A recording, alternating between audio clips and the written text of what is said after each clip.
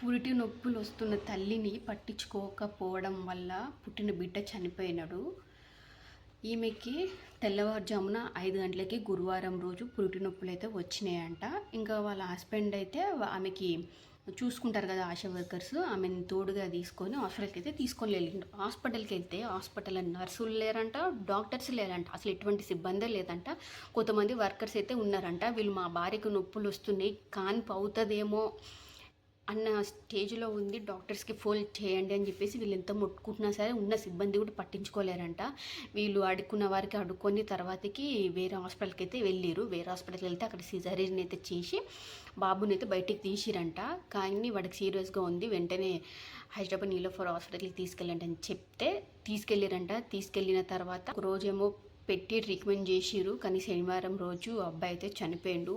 వాళ్ళ ఫాదర్ అతను ఏమంటున్నాడంటే, మా భార్యకి పురుటు నొప్పులు వచ్చి డెలివరీ అయ్యే ఛాన్సెస్ ఉంటే కూడా మేము వెళ్ళిన హాస్పిటల్లో పట్టించుకోలేరు, అదే అక్కడే కనుక పట్టించుకొని ఉంటే మంచిగానే డెలివరీ అయ్యి బాబు తల్లి క్షేమంగా ఉండేవాళ్ళు. ఇప్పుడు మమ్మల్ని పట్టించుకోకపోవడం వల్లనే మేము వేరే హాస్పిటల్కి వెళ్ళి సిజరీన్ చేసి అక్కడ నుంచి మళ్ళీ హైదరాబాద్కి తిరిగి ఇట్లా ఎండు అని ఇంక ఎవరి ఆవేదన వాళ్ళకే ఉంటుంది కదా. నిజంగా అంటే పట్టించుకొని ఉండుంటే, ఈ హాస్పిటల్ సిబ్బందిని పట్టించుకొని ఉంటే మేబీ నార్మల్ డెలివరీ అయ్యి బాబు తల్లి బిడ్డలు క్షేమంగా ఉండేవాళ్ళేమో. ఉమ్ము నీరు ఎక్కువ తాగేస్తుంటారు పిల్లలు, అది ఇది ఇబ్బంది వస్తుంటుంది.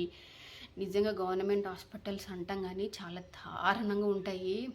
మనం ఎంత నొప్పులు వచ్చి పేషెంట్స్ అక్కడ దొల్లాడుతున్నా సరే బిడ్డ బయటకు వస్తే ఇట్లా తీసి పక్కన పెడతామన్నంత అట్లనే ఉంటారు అన్నమాట. బిడ్డ బయటకు వస్తుంటే అప్పుడు తీసి పక్కన పెడతారు అంతే. అంతదాకా ఎంతనో నొప్పులు పడని ఏమన్నా పడని చూద్దాము చేద్దాము చూడాలి, కొంచెం ట్రీట్మెంట్ అవి ఉంటాయి, అసలు ఏమీ పట్టించుకోరు. జస్ట్ బిడ్డ బయటకు వస్తుంటే తీసి పక్కన పెడతాం అన్నట్టుగా ఇచ్చేస్తుంటారు. వాళ్ళ అతను అన్నట్టుగా నిజంగానే పట్టించుకొని ఉంటే కొడుకు కూడా క్షేమంగా ఉండేవాడేమో.